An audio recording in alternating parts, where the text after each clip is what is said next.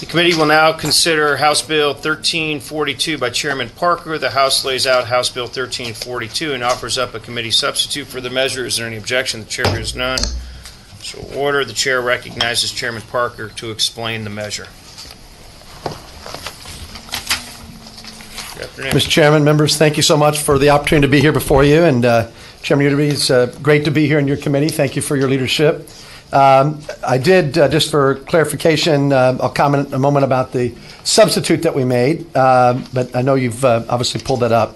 1342, members, is about preventing sexual abuse of children by requiring school districts to implement annual age-appropriate programs designed to promote self-protection, prevent sexual assault, and the trafficking of children. Every single day, hundreds of children are being coerced and forced to participate and sexual acts that they have no understanding of. Due to poor education of what a violation of privacy is, children do not knowingly know how to react when someone crosses that line. And with unsurmountable fear, sexual assault crimes continue to rise and hide in the shadows of our society.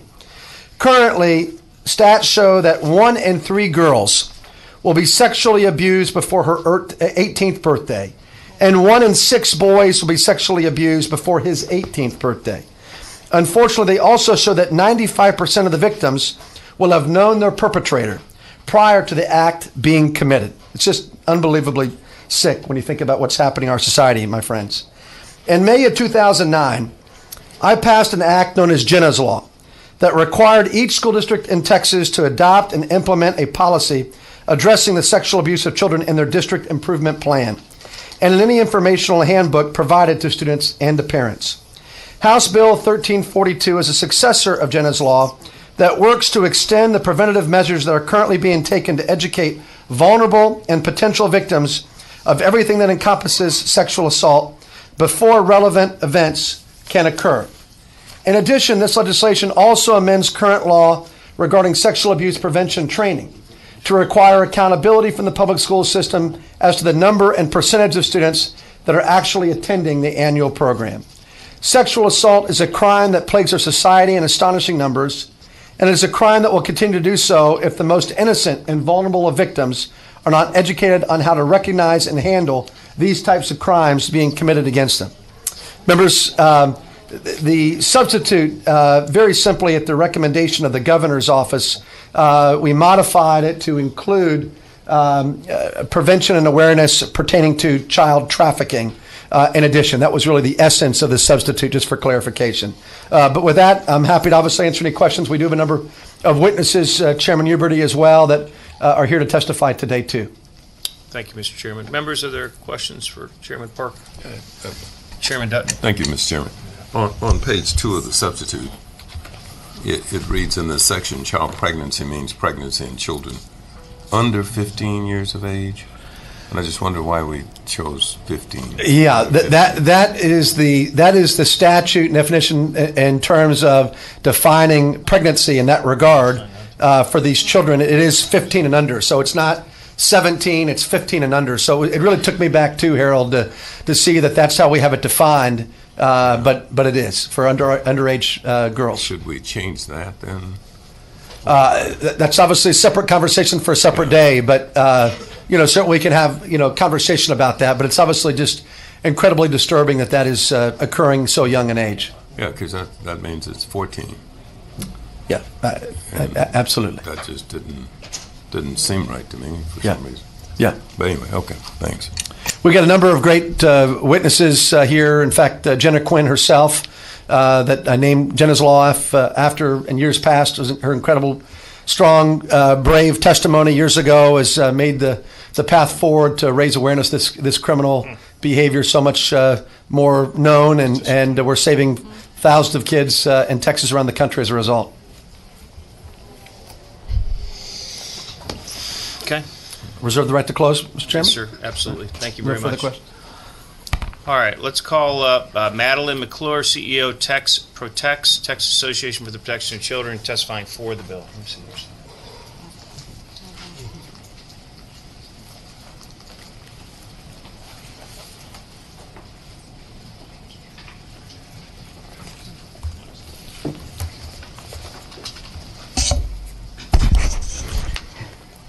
Good afternoon, Chair Huberty and committee members. My name is Madeline McClure, and I'm the CEO of Tex Protects, the Texas Association for the Protection of Children, and also Prevent Child Abuse Texas.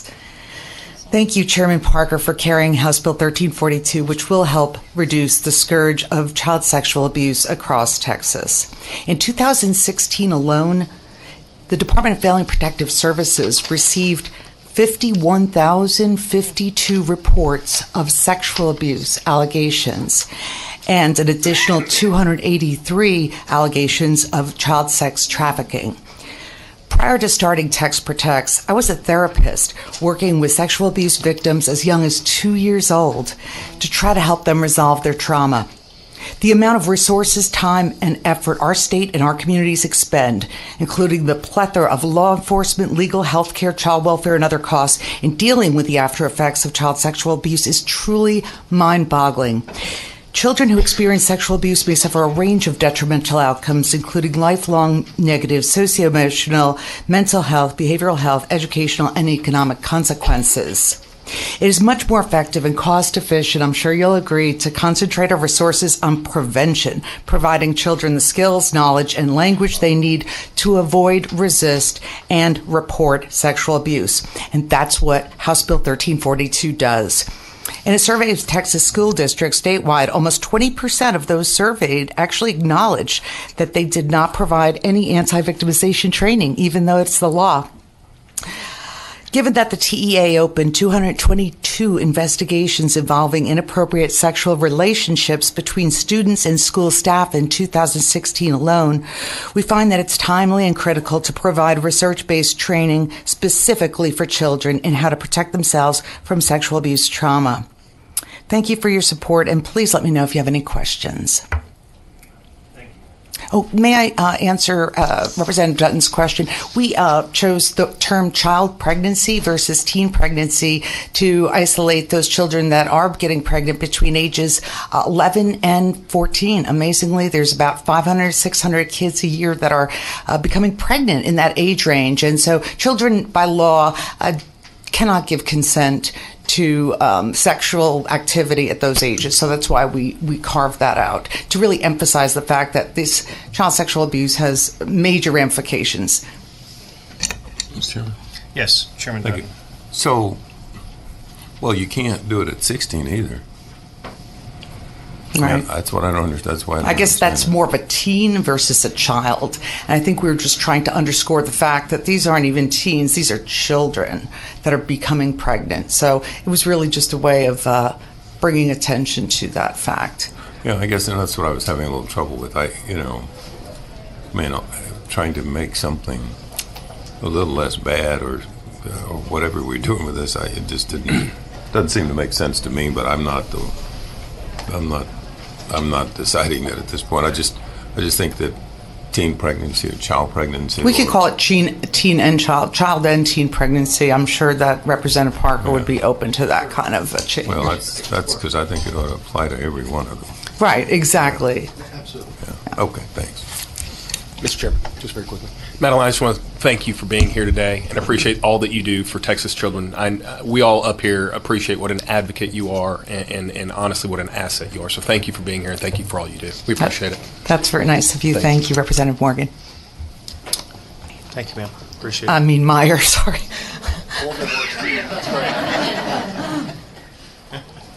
Mr. Morgan. All right, here we go.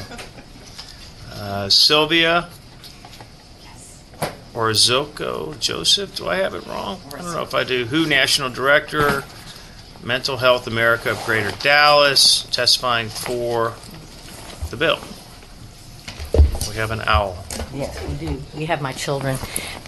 You can give us a couple of seconds to set them up for you. We have props. Is that Awesome. okay? My props. They're actually my children, my stepchildren. Yes. See if Billy doesn't fall down. Okay. There you go. All right, there you go. Thank you so much. Good afternoon, Chairman Huberty and members of the Public Education Committee. My name is Sylvia Orozco Joseph, and I am the Who We Help Ourselves Director of the Who program at Mental Health America of Greater Dallas. I'm here to testify in favor of House Bill 1342. Mental Health America of Greater Dallas developed Who to teach school children how to avoid all kinds of victimization through an age-appropriate curriculum in a non-threatening way, in English and in Spanish. Who covers 20 topics, including sexual, physical, and emotional abuse, sexual harassment, teen dating violence, and also suicide.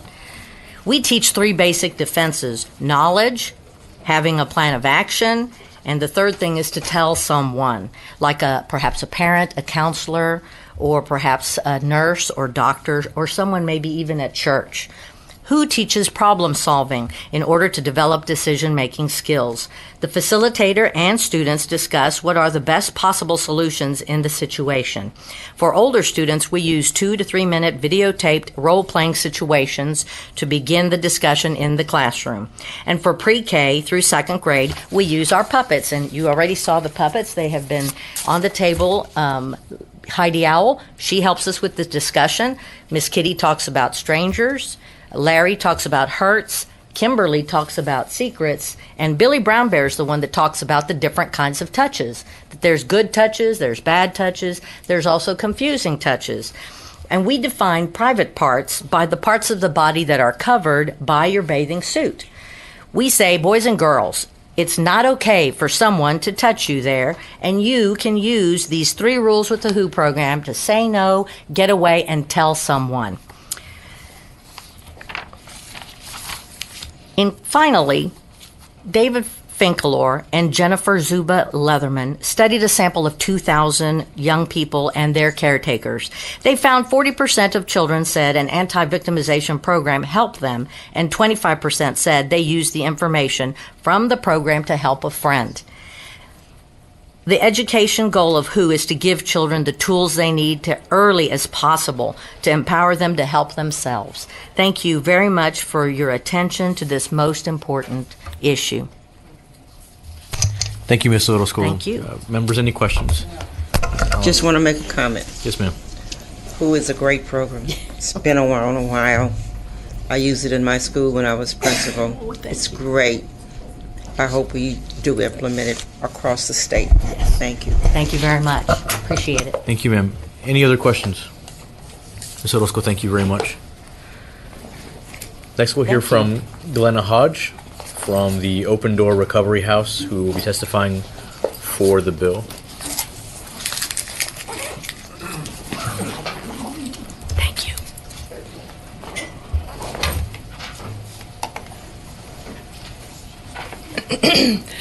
Good afternoon, Mr. Chairman and members. Thank you for taking up this important bill. My name is Glenna Hodge. I'm testifying for the bill on behalf of myself and for Open Door Recovery House, which is a faith-based Christian house in Marble Falls, Texas, that serves women who are seeking sobriety. The interesting thing about the women who come for assistance here is that almost to a person, they were victims of sexual abuse as children. The other interesting thing about the women there is that a great many of them have lost their children to CPS. What we find is that victims of sexual abuse often end up as self-medicating, as they end up as addicts or addicted to alcohol. We find that and that drug abuse and that kind of situation often ends up breaking up the family. It is the thing that calls CPS into the home and causes the removal of the children, and part of the service of this organization is to help the women. They go to drug court with them. They make all their CPS visits, but it's just a stunning realization, the ripple effect into our society of this terrible act upon a child. This bill would have not helped my children, who were 3 and 5, when they were abused by their older stepbrother. But it certainly is a wonderful start for everybody into the future, and I hope that we can seek a broader education program for parents in divorce, for parents about to marry, a greater understanding that the most important thing every parent can do is to protect their child against sexual abuse, and you have to know where it's going to come from. And I want to thank all of you for your consideration of the bill. Thank you. Thank you very much. Members, any questions? Thank you very much for coming. Thank you. Jenna Quinn Alexander, who will be testifying for the bill.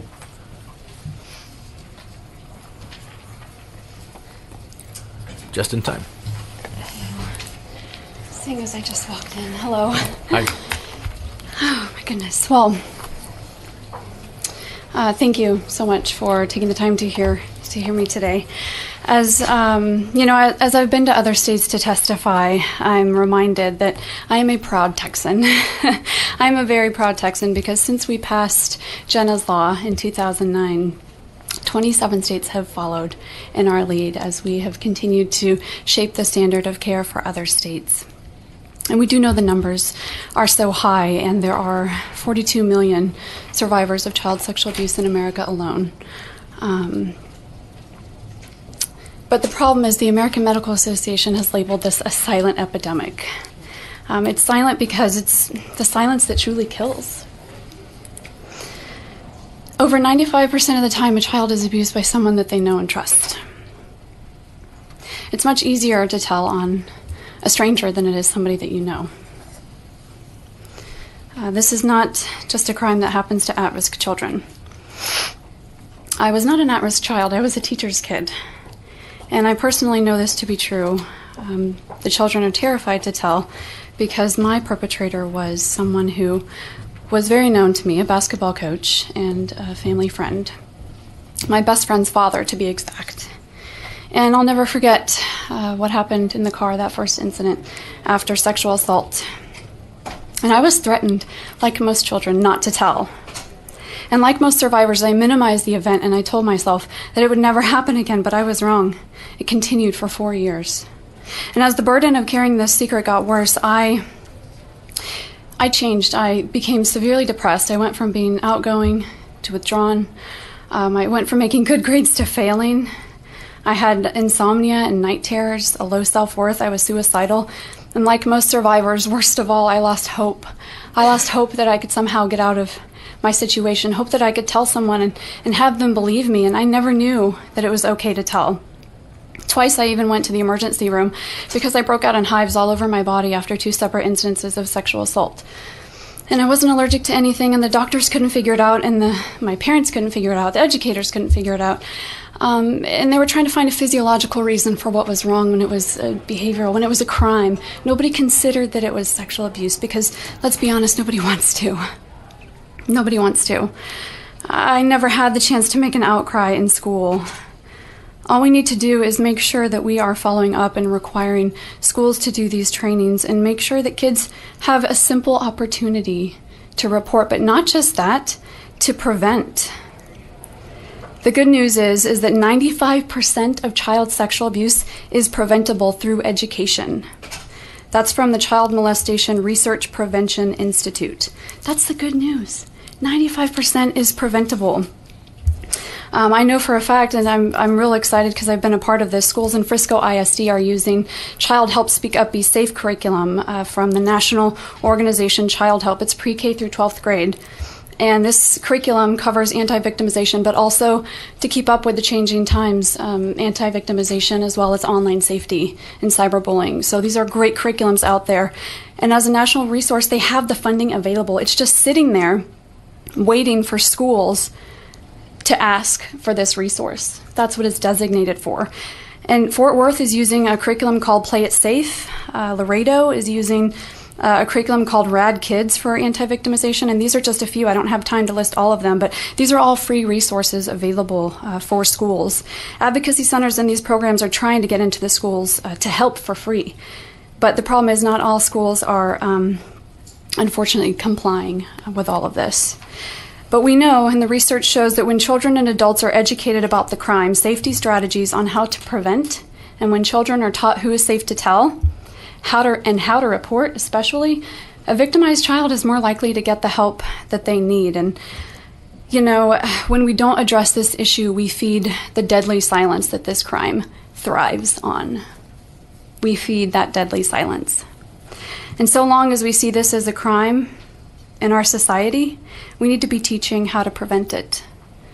You know, we have prevention methods for drinking and driving and testing and driving and every other crime you can think of. I saw so many billboards on the way down here, don't text and drive. So we really need to have something in place, especially for accountability, to make sure that these schools in our state, to keep our children safe, are following up on this crime. And the fact that it is preventable, 95% of it is preventable, that's the good news. That's the good news. So I speak on behalf of the 42 million survivors that don't have a voice and that remain voiceless. Please enforce these trainings to prevent this crime, but not only to prevent it, also to help children no longer suffer in silence. Don't let it be too late for them. If I only had that opportunity to say something, we could have either stopped it from happening or stopped it from happening for as long as it did. And that's what we're trying to do. Thank you. Thank you very much, members. Any questions? Well, thank you for coming, and also let me thank you for being an advocate and being public. I think that a lot of young people need to see someone model it so they feel safe doing it themselves. I appreciate that very much. Thank you. Thank you. All right. Judith, Megan Corser, I apologize, from the Texas Homeschool Coalition, who will be testifying on the bill, and you will be followed by Judith McGeary. Hi there. Good afternoon. My name is Megan Corser. I'm here on behalf of the Texas Homeschool Coalition. We are testifying on the bill.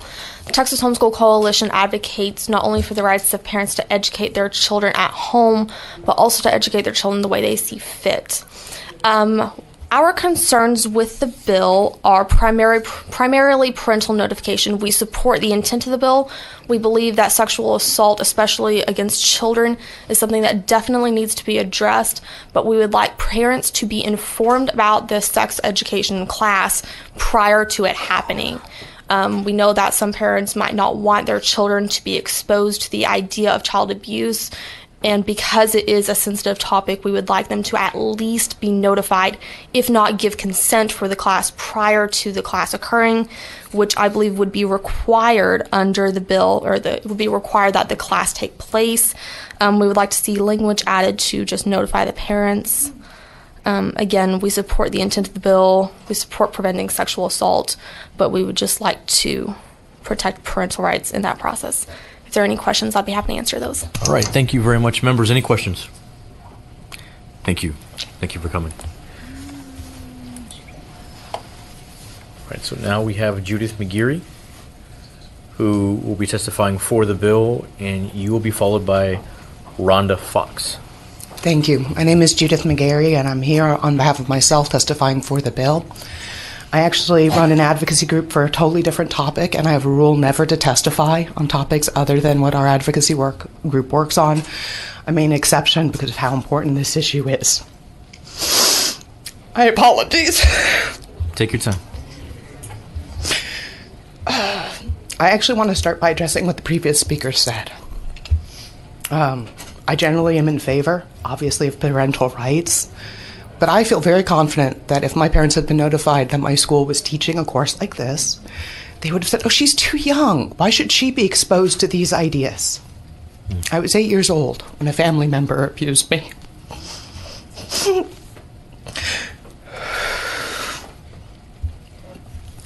I came from an upper middle class family, a religious family, educated.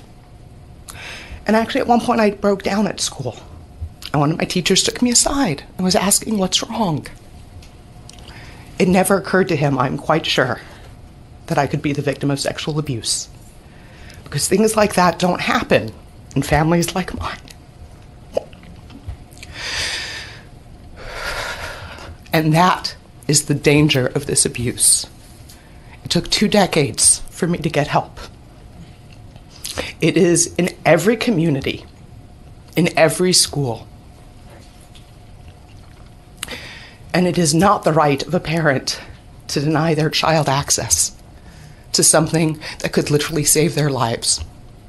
Because I was one of those who came very close to killing myself.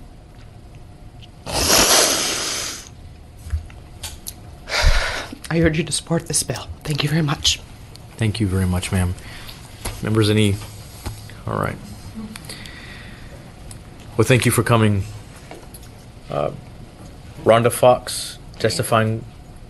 Randa? Yes, Randa. Thank you. Sorry about that. Fox testifying for the bill, and you'll be followed by Cheryl Phelan.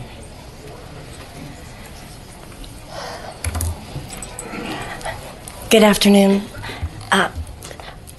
I had everything prepared to talk to y'all, but as everyone before me has spoken, I'm going to just talk to you from my heart. My name is Randa Fox, and I'm the founder and director of Not on Our Watch America Foundation. And I'm in support of Bill 1342. I want to thank Jenna from the bottom of my heart for helping to get this law passed. I'm a survivor of childhood sexual abuse. If this bill had been in effect when my oldest sister was in school, if she'd been taught the facts about child sexual abuse, learning that she was not to blame, that it was not her fault, she would have been able to reach out and ask for help. If this bill had been in effect then, my middle sister and I would not have also been sexually abused by our father. Look around you in this room. At least 25% of us have been sexually abused as children, and I wonder how many have ever told another person. 1 in 4 girls and 1 in 6 boys will be sexually abused by their 18th birthday if we continue on the same trajectory. Jenna's law in this House Bill 1342 can change these statistics because they're not just statistics. The reality is child sexual abuse is one of the most stigmatizing, demoralizing, and intimate forms of violence in our world. And all too often, it is the subject no one wants to talk about. No one wants to believe that it happens in our community, our neighborhood, our home, our family. I facilitate support groups for adult survivors of child abuse. And almost daily, I'm contacted by adults who are in pain, who think they're all alone, men and women, and they are just searching for somebody to help them. And this is a peer-to-peer support group. I've been doing this for 7 years, and it's my purpose, my passion, and my mission. And I want to add one other statistic. 40% of children that are sexually abused by older children. It's not just adults. We cannot continue to ignore this very real epidemic. Educating our children is one of the first steps toward ending child sexual abuse, but absolutely, as Jenna's law states, educating the parents and, of course, our teachers, but starting the conversation. We've got to bring this into the light of day. And I have to just ask this hardest question, and then I'll be through. So what are we going to tell our child or our grandchild if it happens to them? Thank you, guys. It takes courageous leaders like you, and along with the 42 million adult survivors who were sexually abused, to bring this into the light of day so solutions can be found. Thank you very much. Thank you, ma'am. Members, any questions? Thank you very much. All right. Cheryl Phelan, who will be testifying against the bill. Cheryl Phelan going once. All right. Is there anyone else who wishes to testify on, for, or against House Bill 1342?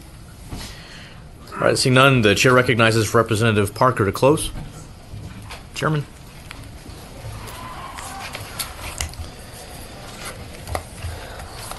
Mr. Chairman, members, again, thank you so much for your time this afternoon and hearing the testimony. I just want to thank these incredibly brave and courageous people that you've seen come and testify today. It's extraordinary. Their bravery has the ability in Texas to be able to save so many lives in this state. And frankly, what we do in Texas, the rest of the country pays attention to and watches. And so I just very grateful and humbled for the opportunity to bring this before you. At the end of the day, there's nothing more important to any of us than protecting our children. When you hear these stats, 1 in 4 girls under the age of 18. When you hear that, it just absolutely, just takes you back and makes you realize just why we've got to do something. 1 in 6 boys before that 18th birthday, and we just have got to be serious about this bill. We've tried to address any issues. We'll continue to do that in the process. But at the end of the day, this is the right thing for Texas to implement, and I'm just very grateful for your support and look forward to working with each of you in the process. Any questions? Members? Okay. Let's start with Dr. Allen, please. Yes, comment. I want to say thank you for bringing this bill. This is a real serious problem in the state of Texas and with younger children. And the component where I heard one witness testify that we should let parents make the decision. But keep in mind, one person said that these crimes are committed by persons or children. No, even incest. And so every child must be equipped with the knowledge that they need to get themselves out of a situation like this. So think about that, and thank you for bringing this bill. No, as Dr. principal of thousands of children, I have seen things you will never understand. So thank you very, very much. Well, Dr. Allen, thank you very much for the comments. And listen, parental rights are incredibly important, an incredibly precious thing to always protect. Yeah. In this situation, given the fact that Right. most victimization, if you will, training doesn't require it, it's specifically because of what you just described. Because you unfortunately have a number of situations where, as we said earlier, the majority of the folks that are the predators often are known to these children. Absolutely. And that's the challenge that makes this situation very, very unique. People they know because and I'm always trust. someone that protects parental rights, and but it's about finding the right balance between protecting the children as well. And that's what this is all about. And it has a lifelong impact. You saw the young lady that testified. Lifelong. She's still impacted by that Lifelong, problem. multi-generational, Yes, Dr. sir. Allen, Yes, as sir. you well know. Yes, ma'am. Thank you. Yes, Representative Meyer, please. Chairman Parker, again, thank you. Echo Madam Chair's comments. I do actually have a question, and it's going to sound like I'm being facetious, but I'm not. Who in the world could actually be opposed to this bill, and why? Well, Representative, that's a great question. Okay. I mean, look, my view is that everyone really is supportive of this. It's one of those things that its time has come. We started addressing this issue historically with Jenna's Law. You saw Jenna Quinn here today come and testify, and what a beautiful job she did. It was her bravery back in 2009 that really created Jenna's Law. When we passed it, was her passion and her energy for saving other children from the pain that she suffered. And now her advocacy around the country that's bringing greater awareness to this, along with our good friends like Madeline McClure at Tex Protects and the wonderful leadership that organization provides, and so many others that testified here today that are truly extraordinary on the front lines of helping our babies. And so at the end of the day, Morgan, look, I will work with anybody that has an issue or a question about what is the best way to do this. But at the end of the day, it needs to be done. So Sure. I appreciate your friendship and your support. Absolutely. If anyone does come talk to you about being opposed, send them to me. I'm happy to address it. Absolutely. Hey, Maureen, as mutually as fathers of young children, my girls aren't as young anymore. Absolutely. It's a passion for me as well, brother. Thank you. And the rest of them and those people who work in that area to prevent something, let's give them some love and affection. Hey, I agree, Dr. Allen. Thank you. Absolutely. Absolutely. The only way to address this situation is to take it out of the shadows and to take it head on. And that's what we're doing with this legislation. So again, thank you all so very much for your support and your leadership. All right. Thank you, Chairman, very much. All right. The chair withdraws the committee substitute for House Bill 1342, and House Bill 1342 will be left pending at this time.